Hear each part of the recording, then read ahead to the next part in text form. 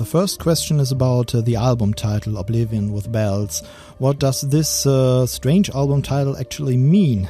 Because it's not even known to English-speaking people, so there must be a reason for this album title, Oblivion with Bells.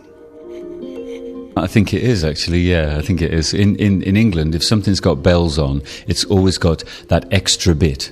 You know, it's that little bit over the top. And so I guess that's where the combination comes from. It's that it's whatever it is with that extra little bit.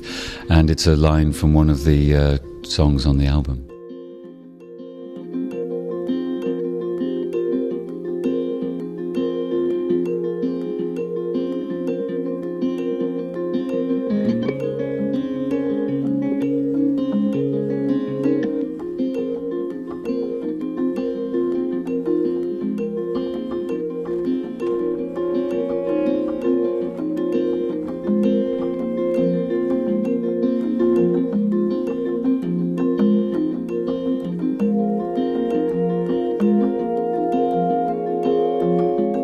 On the album there are not maybe as many dance floor tracks, and some old Underworld fans might be a little bit surprised why this change has come. Well, funnily enough, the first one, Crocodile, is doing really well in Ibiza at the moment and getting really good recognition on the dance floor, yeah. So we already knew that there was a continuous link to the dance floor. It's very important to us, that. It is more gentle than other records in the past, and that for us is a good thing, because we don't want to just carry on making this traditional sound because that's what Underworld has to do. But also, last year we collaborated with our friend Sven Veit at the Cocoon Club, and we very specifically altered some of our music to fit in with his DJ set. We were jamming, live, 4 hours on the internet.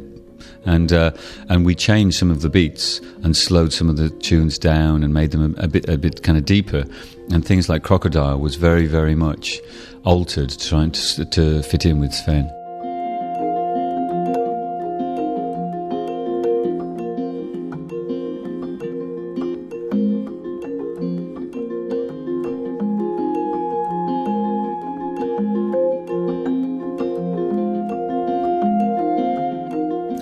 Karl, you are already about 50 years old, and isn't it a little bit old to make dance floor music or music that Underworld is producing right now?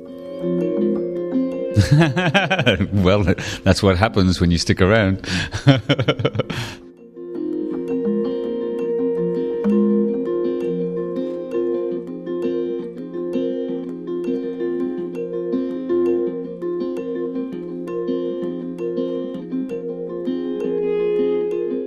You've worked on 2 different albums, soundtrack albums, one for the film Breaking and Entering, and another one is Sunshine with Danny Boyle.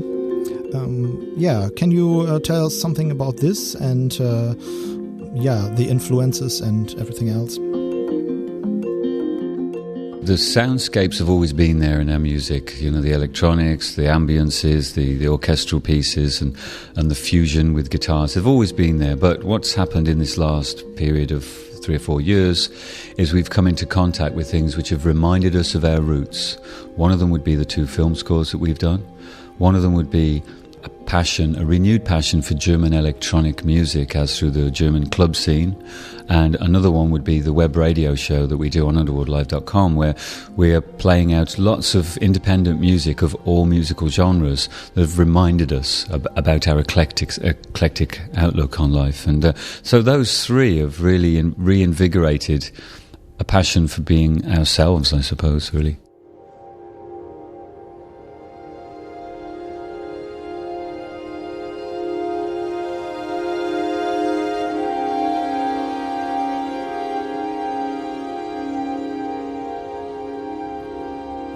You also have an interest in the German club scene and also in Krautrock, invented in Germany.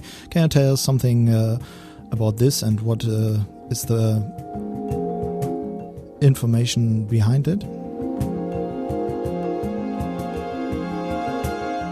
People were telling us about what was happening in the club scene over here, and we were interested, and we were doing the web radio shows, so we said, well, let's go out and buy some records and see what's happening, and we really got into it. It was people like James Holden, Ricardo Villalobos, Dominic Hjulberg, Matthew Johnson, Pig and Dan, and the Cocoon label. These kinds of things were really fascinating us, and of course we were talking with Sven and saying, hey, what are you playing, and listening to what he was doing.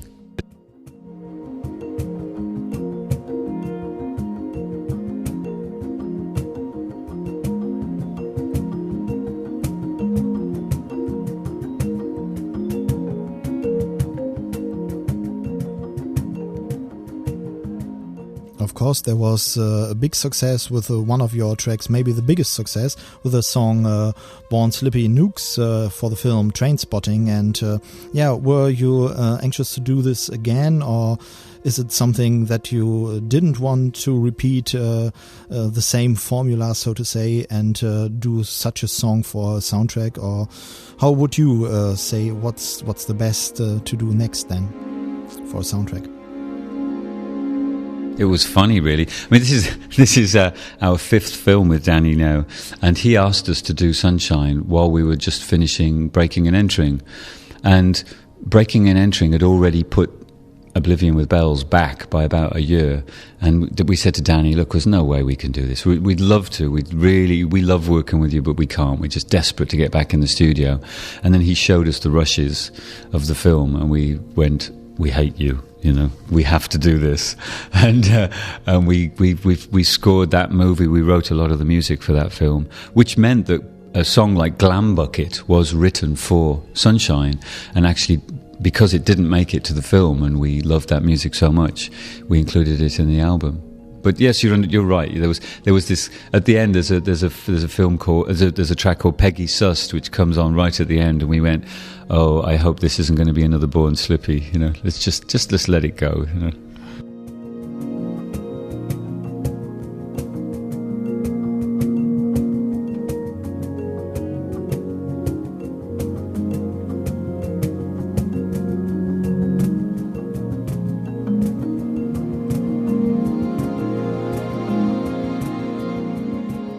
Talking about the first single from the Oblivion with Bells album, Crocodile, why did you choose this specific song, which is more dance floor like than most of the tracks or the majority of the tracks on the Oblivion with Bells album?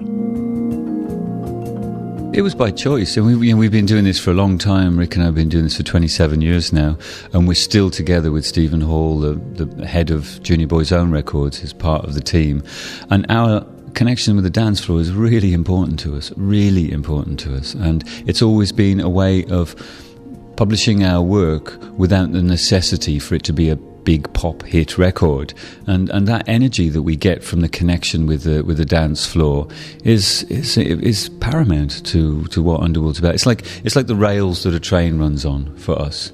And so when we had that tune, there were a couple of other tunes that could have been on this album, you know, that were very dance floor, but we just didn't want to put them on the record. And that was the one. It's like, well, we want to go back into the clubs. The first statement that we make is to go back into the clubs.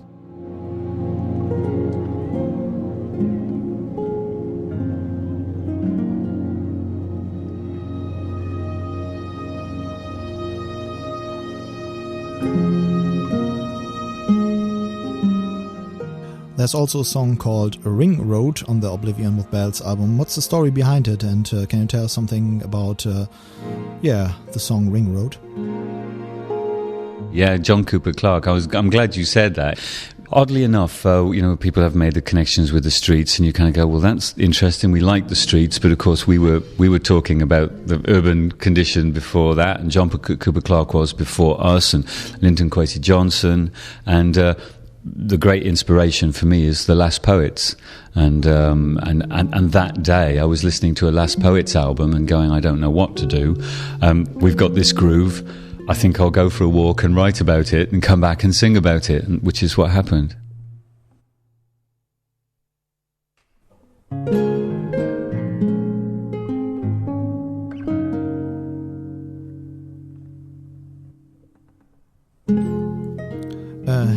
You've also had a little book where you put some note in it about your hometown, Romford.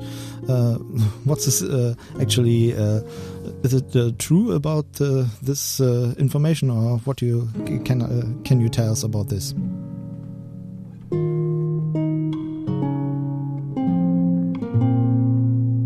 Yeah, I really went for a walk. I'm completely stuck, I'll take my notebook, which travels with me everywhere, and I'll go for a walk and I'll write about everything that I see in a very matter-of-fact way. Not poetic, not trying to be, no poetic license. I'm just going to write about everything I see that's normal in my town. And that's what I did. And I walked in a big circle, came back to the studio and said, right, I'm just going to sing that. It was like an Eno card in a way. It was like, take a walk and sing about the things that you see. Do not deviate. Sing exactly what you have seen.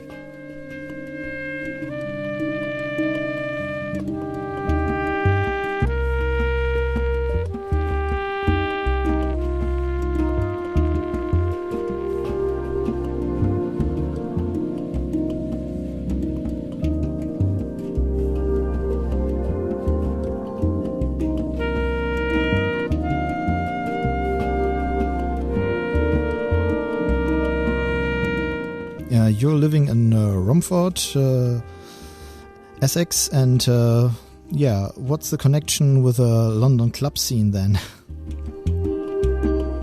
No, we lived in London a long time ago, but we moved out to Essex, about in the end of the 80s, and Essex is pretty important to us. There's just something about East London people. There's an energy there and a generosity, a warmth of spirit that I haven't found anywhere else in England that I've lived.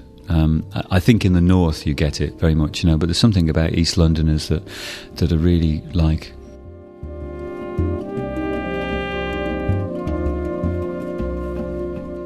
What kind of interesting bands do you have discovered for yourself and like to listen to right now?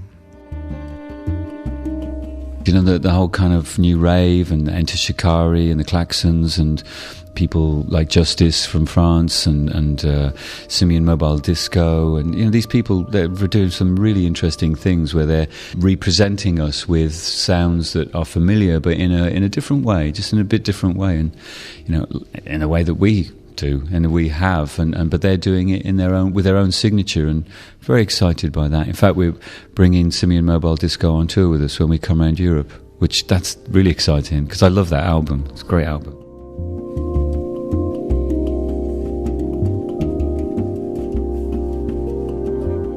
Another quite interesting song that might also be a single then is Boy, Boy, Boy from the Oblivion with Bells album, and I suppose there's also a special story about it. So tell us about the song Boy, Boy, Boy. Interesting, isn't it? Yeah, that's Larry Mullins plays on that from U2. We wrote that, and Rick programmed the drums to sound like that, and it is an autobiographical story. I'm sat in the shopping mall near Romford, and I'm looking at all the things that are going on around me, and I'm just writing them down, and then it's making me reflect upon when I was a kid and stuff that used to happen at home, and then I sort of come back to what's happening in the shopping mall again. And also about the kind of the journey of recovery and all of that thing that one goes through when you put your drugs and drink down, and as you have to in order to live to be an old person, as you said quite rightly earlier on. And we had this piece of music and really liked it. And Rick suggested that we give Larry a call because Larry's been a supporter of the band since the first album, and he was very enthusiastic about doing something on the record, and I did some playing on this track. I think he's going to do a remix as well for us. Larry's a really good bloke, but I think he just, like any drummer, probably doesn't get to do the amount of things that the singer gets to do, So it's really nice to be working with him.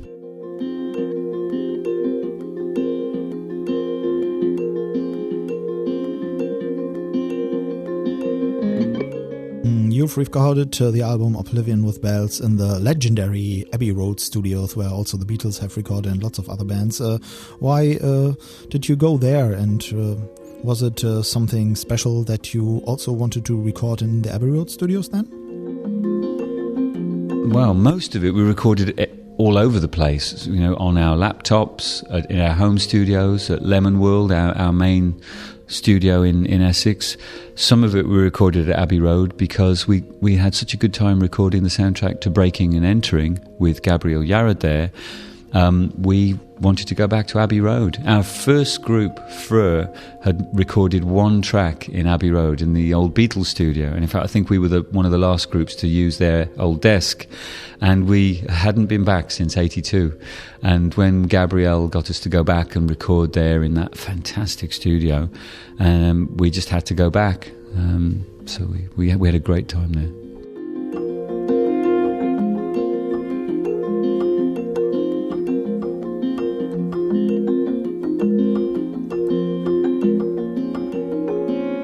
You've also used a lot of live instrumentation on Oblivion with bells. That's also something that's not the usual way. So why that?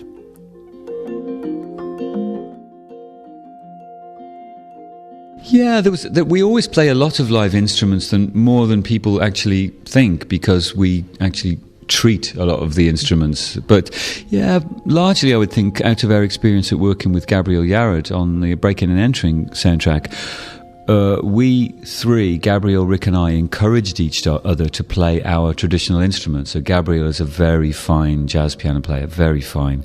And so we formed an improvising trio. I was, playing a lot of guitars of all different sorts, classical, flamenco, electric, whatever. Rick was playing piano and keyboards, and Gabriel was playing piano and keyboards. And that kind of inspired us to carry on doing that. And of course, I love Rick's keyboard playing. I absolutely love his piano playing. And he kept encouraging me to play guitar, so we just carried on doing that.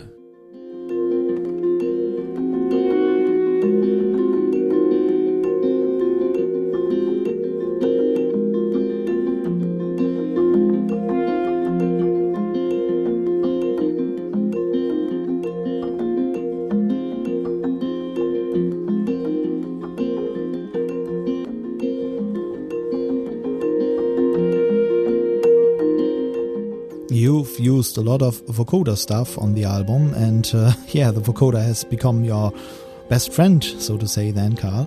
And the vocoder is a very useful instrument, so why so much vocoder on the album? We've always used vocoder, always, and we've got these very old Roland vocoders that we use because they have a very particular sound. We've tried lots of different ones, but there are these ones that we've got three of them because they're very old, and they once they break, it's very hard to get them fixed. They have to be sent off to a little old man. I kid you not, it's this little old man in London who's the only man in Britain that can fix them, and so they go off, and the two of them always travel on the road with us, and one of them stays in the studio because we vocode from the guitar. It's a sound we've always loved, and maybe it's from Kraftwerk. I don't know. We love Kraftwerk. We've always loved that, and Laurie Anderson, and Superman. What a legendary piece of work that was! Amazing.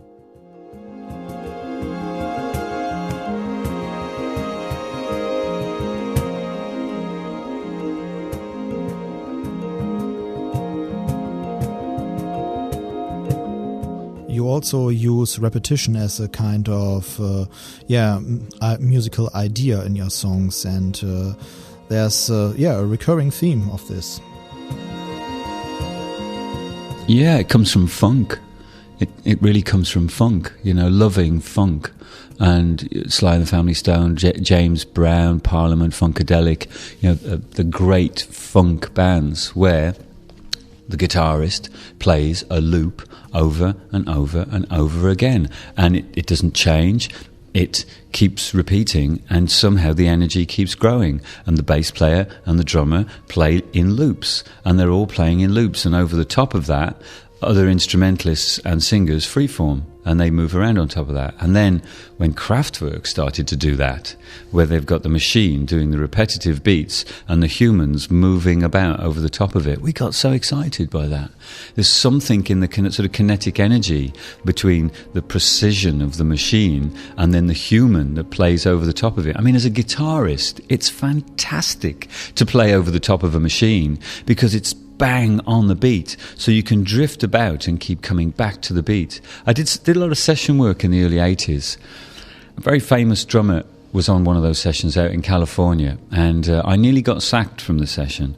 I'm not going to say who it was, but I nearly got sacked from the session because the guy said to me, "You're playing out of time," and I've been playing rhythm guitar ever since I was 10 years old. I mean, that's why I grew up playing rhythm and funk.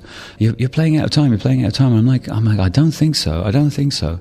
And they were discussing in the control room sacking me from the session, and I said, look, I'm bored, so give me a drum machine and I'll just jam out in the studio. And they listened to me jamming to the drum machine, and it was smack on because I've grown up playing with drum machines, and they got me back into the studio and said, it's the drummer. And I went, I know it's the drummer, I know it's the drummer, It's hard to work with drummers for me now because drummers have a natural ebb and flow, which a lot of people find beautiful. I find it really hard because, I love to work to a machine because I'm not very good at timing sometimes, It makes me sound good.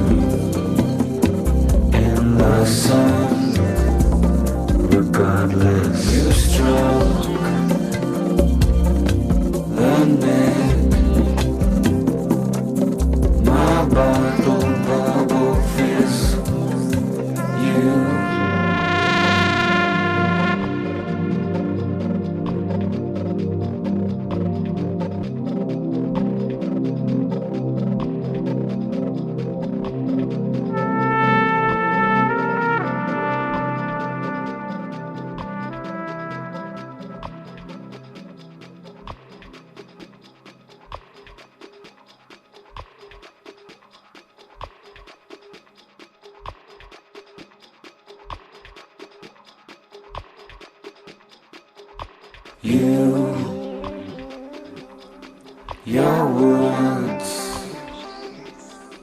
look clean in the sun.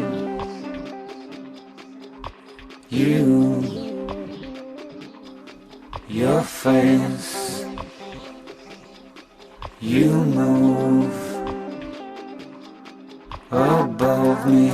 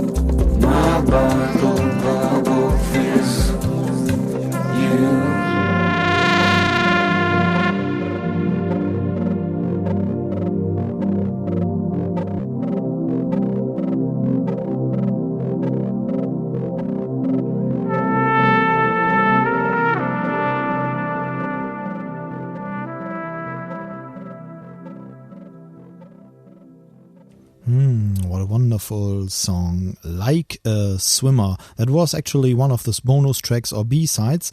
It was on one of the releases of the single Dinosaur Adventure 3D, which was on the album 100 Days Off.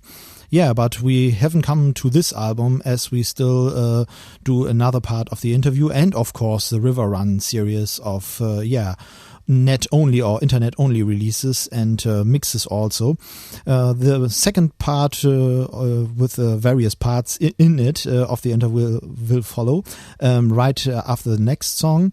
It's also one of the B-sides. It's the B-side of one of the singles that were done for 2 months off. 2 months off had 2 little songs as B-sides or bonus tracks. One was Headset, that's the one I will play you, and the other one was Tiny Clicks, a short song that was just 2 minutes long, but Headset is a little bit more interesting, and that's why I'll play you this song right now. I'm looking for you in the spaces between. Oh no, traveling to find you. Oh no, more wonderful than my imagination. A woman told me her breath smelled of fish and smiled. Searching the world for you.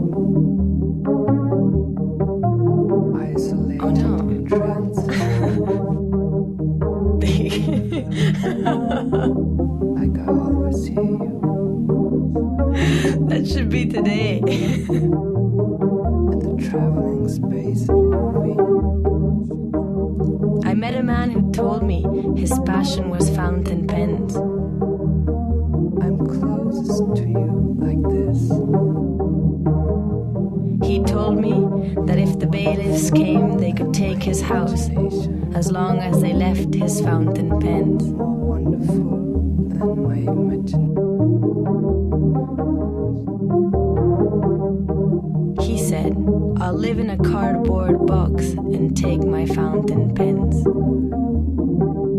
Oh no.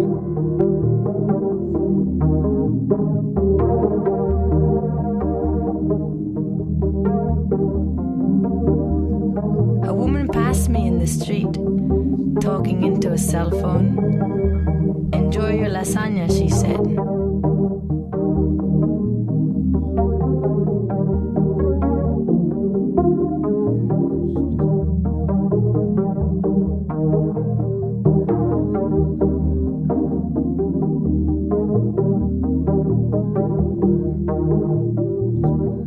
Today, we shouted a lot, but eventually it made us happy.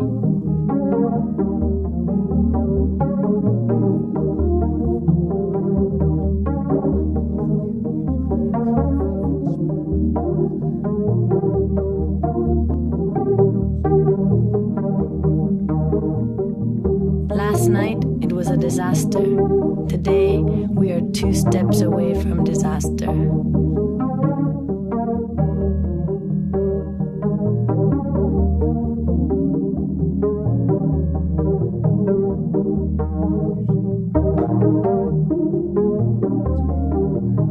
I'm tired, but I'm happy.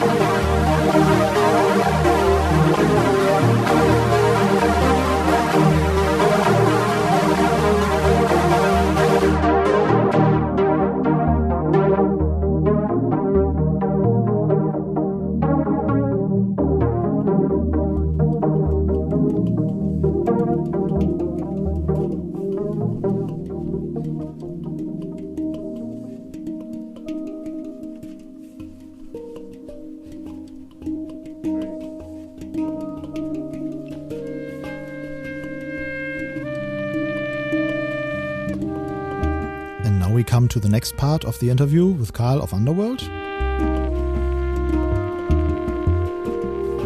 The song we've just heard was Head Set, one of the two songs. The other one was Tiny Clicks, a bonus song or bonus track on the 2 months of single release. And before that, Like a Swimmer, the bonus track from the single, from one of the singles, Dinosaur Adventure 3D, which was also released in several formats. But I think these two songs fit quite well into this relaxing mood of the music and also of the interview. So next up is the second part of the interview with Karl Heid of Underworld.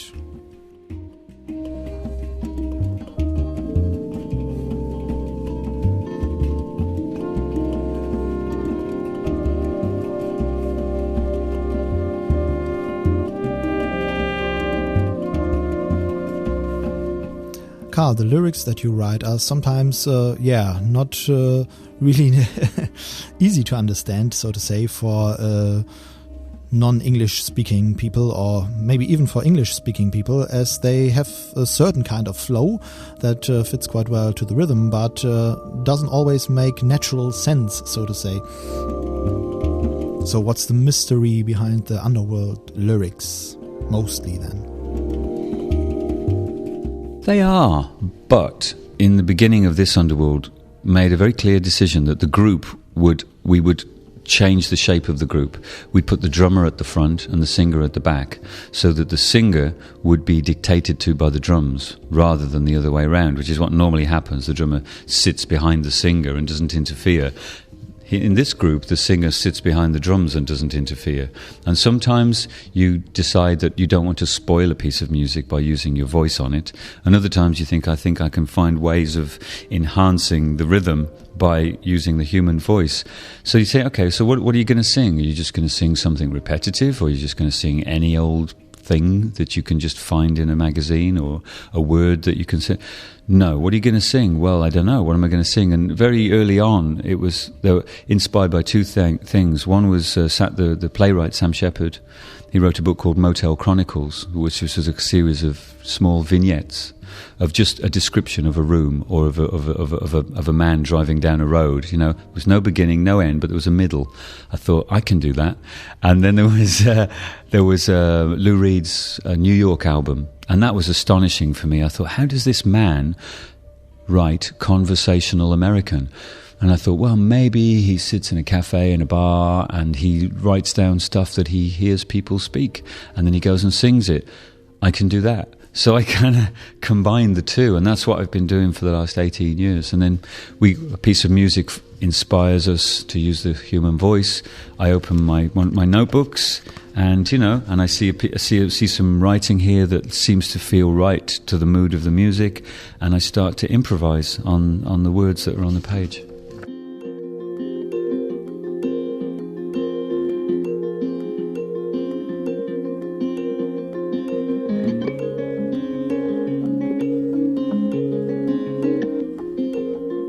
The song "Hold the Moss" contains "Holding the Moss" contains the lyrics "Keep it simple." Also, as the most prominent part of the remix by Jesse Rose. Is this the concept and the motto of Underworld? Maybe.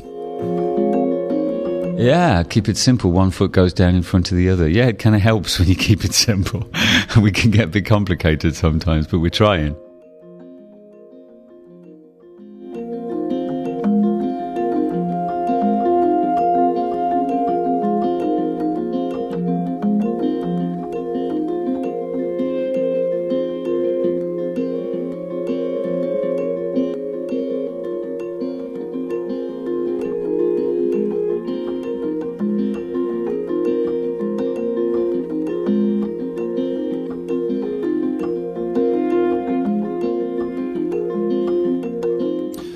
Are you and Rick going into clubs and checking out the dance floor scene, so to say, in London or wherever you are these days? We haven't been club goers for a long time, largely because Underworld became all-consuming, really, in its time that it takes from us, or it requires. And especially now, we have the internet radio show, the internet TVs that we're working our way up to, the listening to other people's music, and then the artworks. Hundreds of photographs we produce every day, and we jam via the internet with our friends in Tomato to produce new books and art installations that are coming up this year. There's a lot of work to do in preparation for every year. So we're reliant on friends to kind of keep us in touch with what's happening. Occasionally, though, we do get to go out to a club, you know, like we'll go over to the Cocoon and see what's happening there. And if we're on the road and we've got a day off in a city that's got a good club, we'll probably go along to that club. And because it's important to hear dance music where it's supposed to be heard. Otherwise, you can get just a bit too far away from it and you start making things which don't relate to the dance floor anymore. Oh man, I get embarrassed. I'm too embarrassed to dance on the dance floor. Yeah, really. Did you find that weird? Everybody I know finds that really weird, you know. And this is even weirder. I find that dancing on the dance floor, I'm embarrassed because I think people are looking at me. But I can do it on a stage in front of a few thousand people. That's not a problem. No, that's really weird. That's what happens when you're a farm boy, come to the city. Dear me.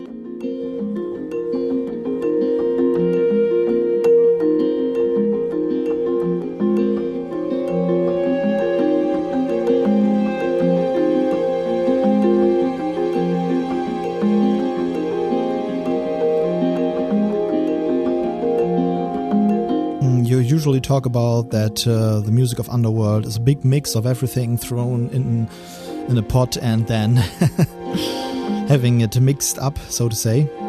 Is it the same with Oblivion with Bells, or are there specific differences then in the mix?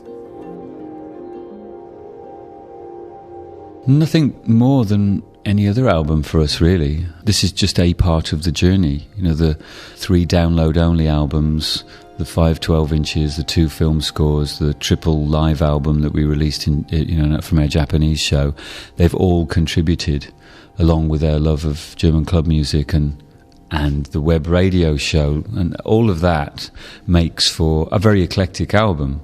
But we've always made very eclectic albums.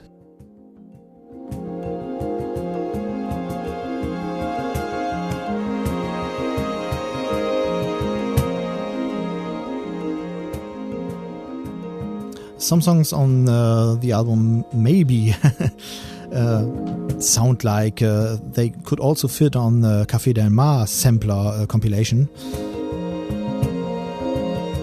Would you say yes to it? And if somebody would ask you for your songs to fit on this compilation or similar compilation, is that okay, or would you say no?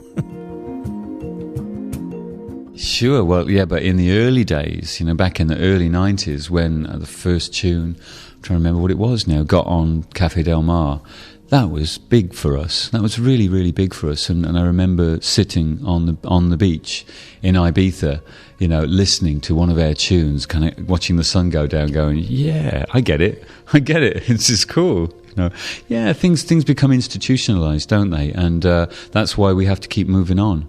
And when things become an institution, the last thing we really want to do is be part of that institution. It's important to pack our bags and move out in the night.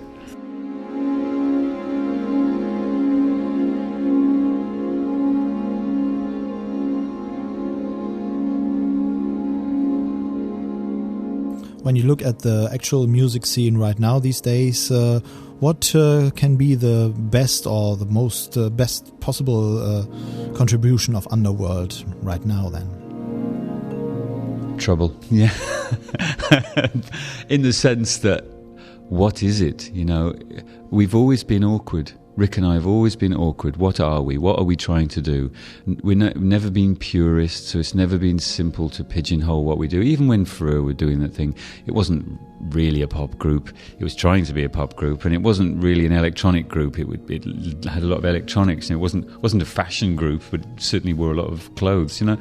And you know, what we often are is uncategorizable, because there's always a little bit of us which just doesn't fit the pigeonhole, and we've become even more like that, really. It's like, well, where do we put them? They fit an Underworld hole, but we're not quite sure where else to put them. And we're making physical records, but we're also making downloads, and we're also giving away things for free, and it's just like, oh my God, that's a bit of a nightmare, isn't it? Well, no, not really, because it's been working for the last few years for us, and what we wanted to do was to work with a label that could, together, we could embrace that idea and kind of bring it to more people, and that's That's really what we're about now. I think we're a bit more of a headache because there's so much more stuff for people to get their head around. You know, the people that work with us, I mean.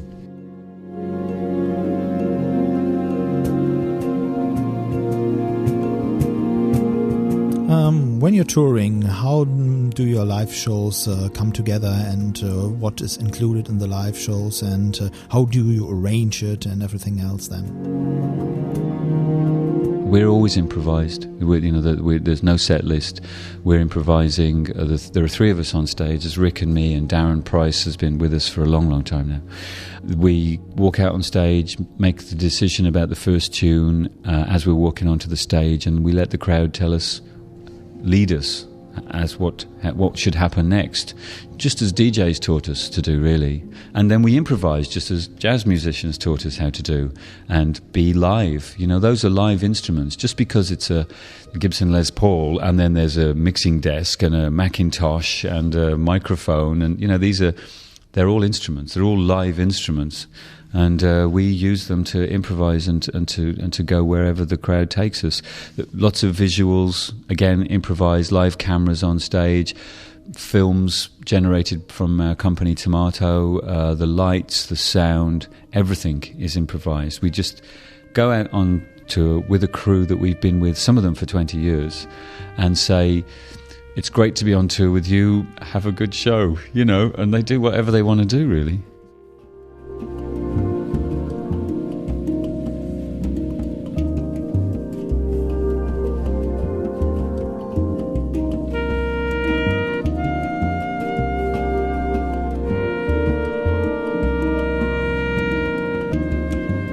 Talking about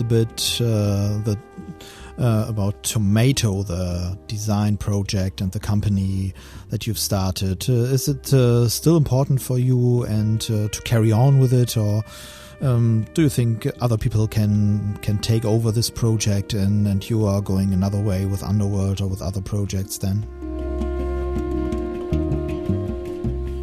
In the beginning, it was important for lots of different reasons. One, it was important to be in conversation with other artists that didn't do music, that didn't care about a career in music, so that they were free to say what they wanted, and it was wonderful to get their opinion. And then, of course, it was very good that the guys who were started to make TV commercials asked us to make music for those commercials, because on a creative level, it was something that we'd always wanted to do. That might seem very odd, but we had actually always wanted to do it because we wanted to bring some good, positive sounds into people's homes. That might sound arrogant, but you know, it was a naive ideal of ours. And also, it gave us enough money to eat and pay the rent and not have to compromise our music. And that was paramount in the development of Underworld. So then we could just do the music that we wanted to do and not think about it as a career. And the fact that it became a career was a mistake, really.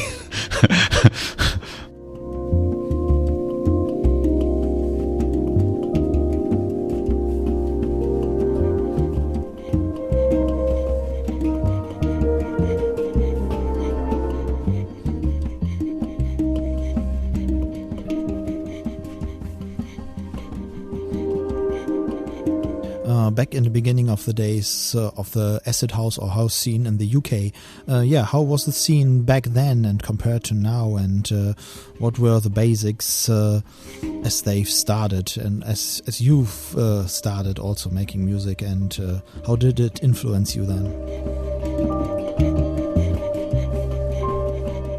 The ones that I went to, and it was started off by hearing acid house on pirate radio, and that was really exciting because it was outsider stuff. It was exciting because people were making records, they were putting on parties, they were illegal, they were doing them when they felt like it, and as long as nobody was getting hurt, you know, they were doing things outside of the acceptable structure. Well, that's music, that's art to me. It's like, well, push the boundaries, and pirate radio was putting out acid house, and it was people saying you can make a record and you can put it out, and if people dance to it, you can sell it from the back of the car, and that's what we were doing, and that's how our career was kind of growing. And then these parties were really exciting. They were like the best Pink Floyd gig that I'd never been to a Pink Floyd gig, but I'd heard about them from the older kids, and they were like, that's what to me, a fantastic gig should be like. Great lights, the rooms were dressed in amazing ways. Some of them had fun fairs in them, and the sound system was fantastic and real value for money. And they went on for hours and hours and hours. And it was like, what an amazing gig that was. Shouldn't gigs be like this? And that became inspirational to us. And that's how we felt we wanted to be. We wanted to be the band that could do that. And the parties, the fact that it got large meant that, of course, we all had great opportunities, and we got to travel the world.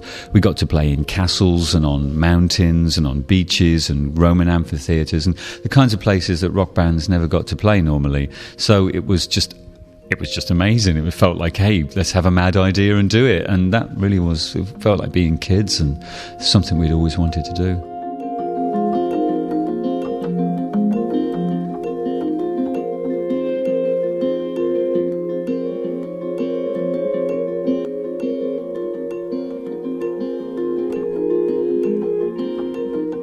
Was it actually a kind of strange feeling or weird thing that you have became a part of the Generation Ecstasy and maybe also the drug problem and everything going raving?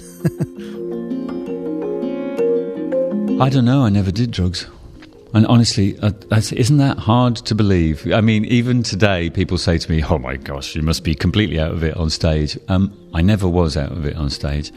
My drug of choice was alcohol for many, many, many years, and that stopped 10 years ago now. But it wasn't hard to be it wasn't hard to be around people that were doing things like that, because they all got loved up. There was no violence. You could go to these events, and that was the great shock of going to the first raves in the 80s.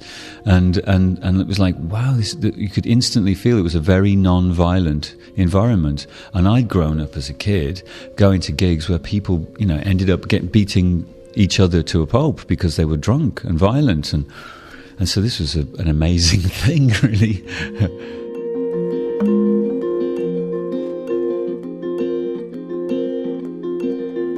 Was the movie Trainspotting reflecting the scene back then with the Born Slippy success and everything else? Yeah, I think it did. I really think it did, and I think it's sort of extraordinary. People talk about a summer of love in the 60s, and I think it's Trainspotting and Born Slippy together hit a moment that still remains really deep for a lot of people.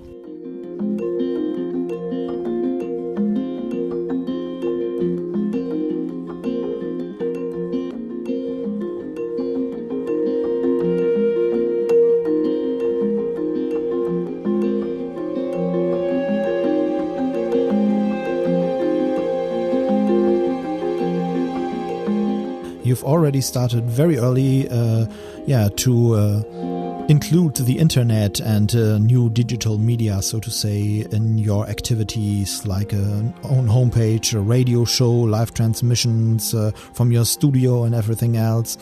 Was it actually more something you've benefited from, or was it something that you regret after all these years? And how would you see this thing continuing in the future from now on? The internet's a fact, and we can fight it and be consigned to the history, or we can explore it and find out what happens. And in about 2002, Rick and I were very bored with only being able to release records in a traditional way and only being able to tour in a traditional way, and so we also felt very comfortable, and comfort is really not good for the creative process, really not good. So how do you feed your kids and still get into a place where you're not comfortable? That was the dilemma. So we started to explore ways of publishing our work, and so we started to release things on the internet. Underworldlive.com has been a place where we've published work every day since the beginning of 2000, and we started to put together albums that were quite raw, not polished, very instant, and the fans started to respond to them. We started this thing, the River Run Project, which actually started with a book called In the Belly of St. Paul, and then went to these 3 download albums. Also, we felt like, why has an album got to be 70 minutes long with a DVD extra and all the other things? That seemed to me to make... It seemed to us to make sort of less of the music that was in there and make all these demands on bands to be something to fit somebody else's idea, the industry's idea of what they should be making. Whereas what happens if you want to make a 20-minute album or a 3-hour album or a 5-day album? You know, well, you can't do that in the old model. So there was that. There was the ability to put music out whenever we wanted to, and that was really important. And then when the 3 albums download had done very, very well, we thought, well, we want to do 5 12-inches, so we put 5 12-inches out, and then we did the triple live album from the Tokyo show in a couple of years ago, because we wanted to explore what it was like to release records of the live shows just to the audience that had come, you know, as a kind of thank you. You've turned up, you've paid all this money. Here's we make a very affordable record of this event, and we're exploring that. The web radio shows became very important. That's part of the River Run project. You know, all of these things, they were to do with breaking out of the constraints of traditional record making.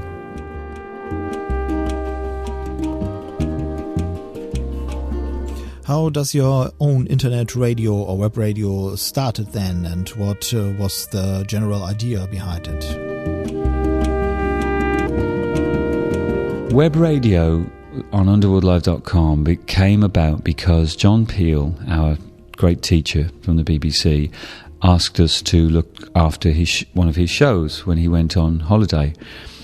He said, do whatever you want, and here are a couple. We said, you know, can we have a couple of records from you? And he gave us Efterklang's first album, which we've since become very close with Efterklang. And of course, John never came back, and we were destroyed. One, because, like our teacher and one of music's best friends had died, and 2, because we had intended to take 200 pieces of music and give them to him and say, help us make records, John. And together, John Peel, Rick and me would make records.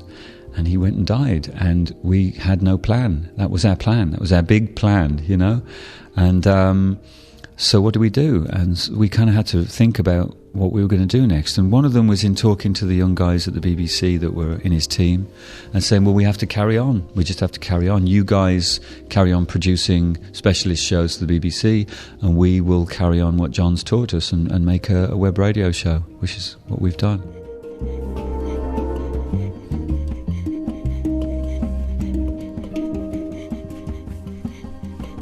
You're actually also getting a lot of CDs and MP3s or whatever format the music and productions are in to play and to listen to and to decide if it's good or bad.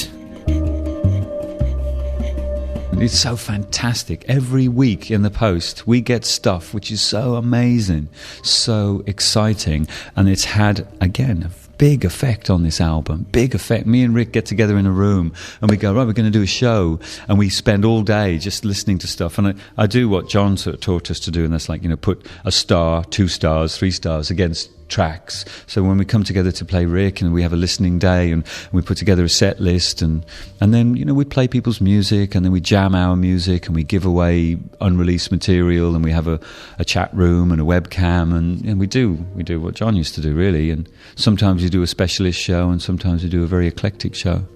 Every week? Is it every week? And it hasn't been possible to do it every week, and sometimes we go for kind of a big chunk where we're touring, and you just can't do it. But the whole idea is that we can do it once a month would be great. That really would be great. When we're not doing the web radio show, I link to one of those artists every day. So if someone has sent our record, we do a link direct to their MySpace or their website so that people can buy their music direct.